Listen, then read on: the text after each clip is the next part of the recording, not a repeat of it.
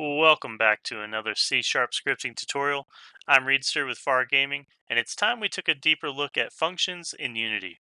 We'll cover what functions are, and then look at syntax, parameters, return values, and finally how to call them in your scripts. If you haven't already, make sure you subscribe and hit that bell icon so you don't miss out on my latest Unity and game dev content. Now let's get started. So I have a couple of functions here. This is a function, and then this is a separate function.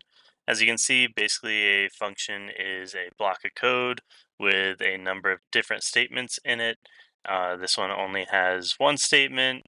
This one technically has two. You could have as many statements or as few statements as you need in there, but whatever is inside these braces after this part, um, this whole thing is considered the function. Now, a great analogy for functions is like a cooking appliance, like a blender. With a blender, the function of it is to blend ingredients. And to do that, you have to put ingredients into it. So you have certain requirements that need to be met for it to do its job properly. And then you have the job that it's going to perform. And then at the end, you're going to get something out of it. Functions do the exact same thing.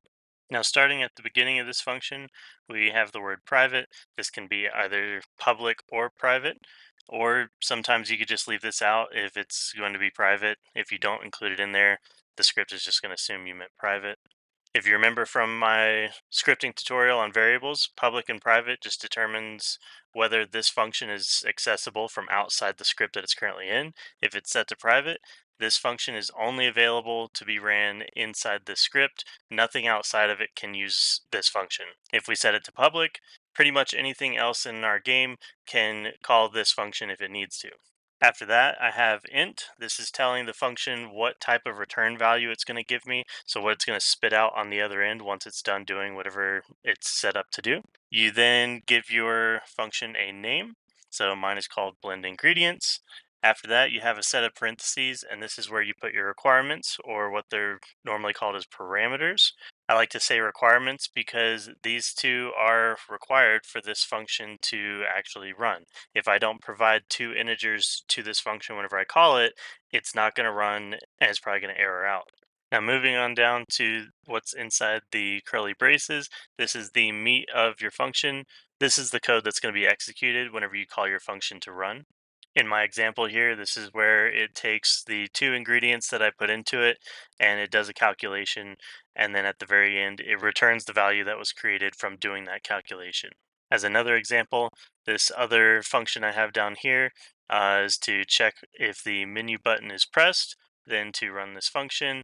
Inside of it, I just have a simple if-else statement that checks if the menu screen is already open, then to close it. If the menu is not open, then open it. So it really depends on what the point of the function is that you've made as to what kind of body you're going to give to that function. So now let's look at how I would call this function and tell it to run. Up here, I have another function with a type of void because it's not going to spit out any return value. All it's doing is modifying another variable in the script. So since it's not returning anything, I can just say void. And it's also private because it's only for this script. This one is going to heal the player. So I have a variable called player health. And I'm saying that equals whatever the return value is of blend ingredients with these two parameters being passed in. So I'm running blend ingredients. I'm giving it player health, which is equal to 10. And I'm giving it health booster, which is also equal to 10. The next thing the script is going to do is it's going to come down and actually run this function. So it's going to say, cool, I've got blend ingredients. Here's my first ingredient, player health. Here's the second ingredient, health booster. Now it's time to create a mixture by adding those two together. And then I'm going to spit out or return the mixture. So now this statement right here equals whatever the value of mixture is, which in this case would be 20, adding 10 and 10. So we're saying player health equals 20. Lastly, I want to show you this function in action so you can see how other game objects in my scene can use it since it is set to public. If you remember, all I've set this one up to do is when the menu button is pressed, this one's going to get called. It's going to check if the menu is open by doing an if statement saying if the menu screen is active. If it's active, then it's going to close it by saying set active equal false.